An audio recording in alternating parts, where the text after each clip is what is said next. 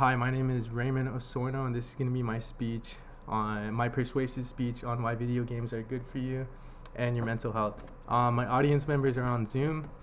I have 3 in the first screen, 1 right here, and then another one right here, and also my sister and her cat right there. To start off, I'm going to show you guys a video, and it's going to be about 1 minute long. The video is going to show the difference between people who play video games and people who don't play video games, and just the difference on reaction times and memorization, like brain activity. So let me get right into that.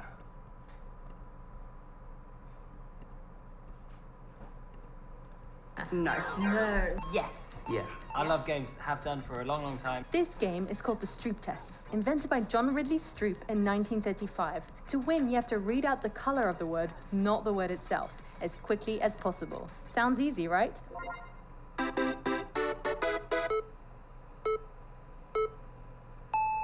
Brown, what?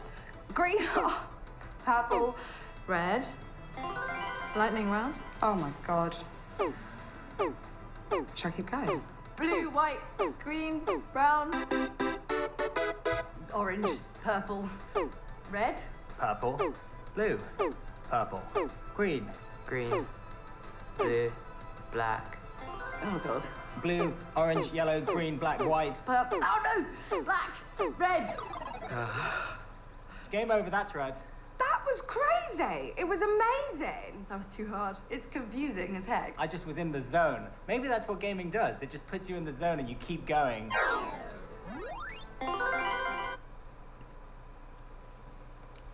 Okay, now let me get back to you guys, and then I'm going to put it full screen. Okay, so as you guys can tell, it was a controlled audience, and the group who played video games had 90% accuracy, while the other ones had way less. It was about a difference of 30%. So to start off, picture this. After a long day, you get home, and all you want to do is de-stress. You want to spend time with your friends, but you can't because they all live far away, and you don't have time to drive over there and hang out with them. So you hop on a game, and you guys connect over the internet. That's what video games does for you. So a lot of people play video games but don't realize the effects it's doing to them. So you might think of it as just having like some fun, like killing like some dragons or something on a video game, but in reality you're doing something that you enjoy, and it's going to make you happy, and it's going to improve your mental health because you're no longer going to be feeling like you're stuck in the house, like you can't do anything, and you're going to be escaping into a world that is something you enjoy doing. So pretty much doing hobbies or doing anything you like is going to improve your mental health. So video games are not just harmless fun. They can actively improve your mental health and reduce stress and create meaningful social connections. So first, I'll explain how video games support mental well-being. Second, I'll address the misconception on violent video games. And finally, I'll share how video games can have a positive influence in our lives. So I'm just checking my time really quick. So as I had stated before, you might not be a very social person, so video games are going to be a way to connect to people without having to talk to them in person or actually go and interact with somebody. A lot of people suffer with social anxiety, and they don't like being seen, or they just don't have a lot of confidence. So approaching people in the real world is not something that they feel comfortable doing. But since you can't actually see the person and you can only hear their voices, it gives people the confidence to reach out and then become in a way, a social butterfly. They come out more, and they also express themselves more than they would at home. So it's going to improve a lot of friendships for them. Like, say if they never played video games, like they would probably stay in the house and they would just never go out or do anything. Or if they had like autism or some form of like a barrier of communication, it would improve that in a way because they have a community that they can feel comfortable in and a safe space to where they're not going to feel judged. So People feel embarrassed sometimes, and it helps them come out of their shell pretty much.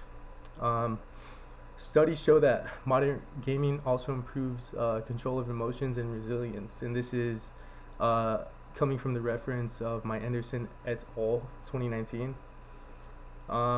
But people also have negative ideas about video games, and these stigmas persist because of the violence behind them. So the media often sensationalizes the extreme cases of video game addiction and violence.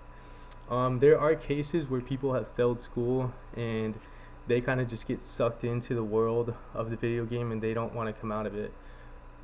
So like anything, there's going to be a good side and a bad side, but in the case of the bad, it's a very low like addiction rate. So just because you play video games doesn't mean you're going to get sucked into your whole life and you're going to be playing video games forever, like nonstop, and just get sucked into an extreme addiction and never coming out of it.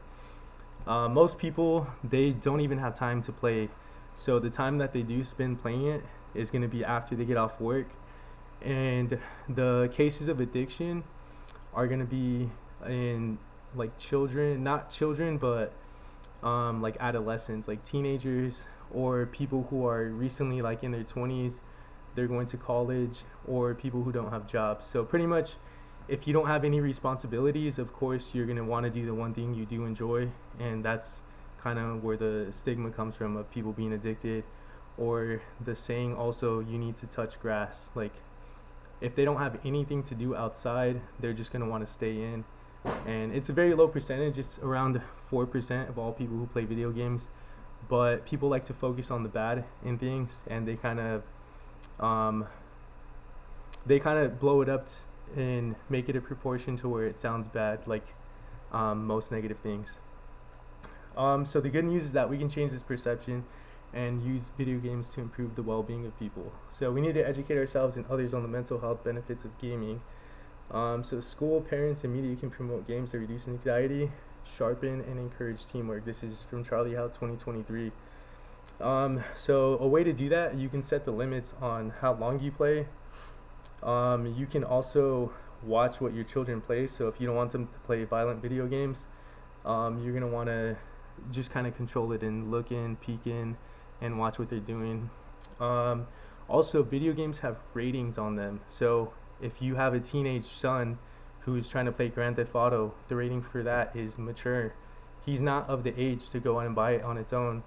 The only way he can receive that video game is if you go and get it for him. So if you are blaming the video game, that's pretty much on the parent, because they were the ones who went out and got it for him, and they are the ones in control of that.